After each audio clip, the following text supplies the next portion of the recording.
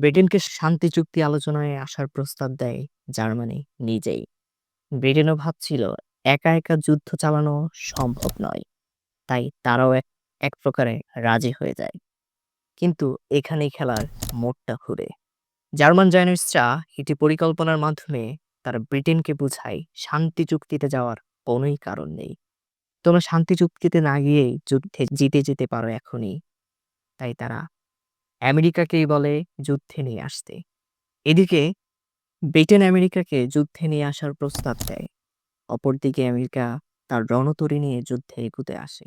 যুদ্ধের মোড় এখানেই পাল্টে যায়। যে কেন্দ্রীয় শক্তি এতদিন হেসে খেলে দুলেই জিতে যাচ্ছিল, সেই কেন্দ্রীয় শক্তি এখন পরাজয় বরণ করে নিচ্ছে। মাত্র ৬ মাসের মাথায় পরাস্ত হয় অস্ট্রিয়া, হাঙ্গেরি, জার্মানি ও অটোম্যানদের কেন্দ্রীয় শক্তি। অপরদিকে প্রথম বিশ্বযুদ্ধেই জিতে যায় মিত্রশক্তি তথা রাশিয়া, ব্রিটেন, ফ্রান্স, সার্বিয়ানের মিত্রশক্তি।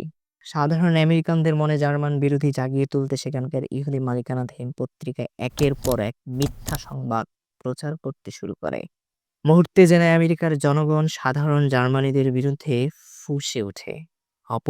অপরদিকে যখন যুদ্ধ শেষ হয়ে গেল এবং মিত্রশক্তি যুদ্ধে জিতে গেল, ঠিক তখনই জার্মান জায়নিস্টরা জার্মানিদের বিরুদ্ধে পত্রপত্রিকায় লিখতে শুরু করে।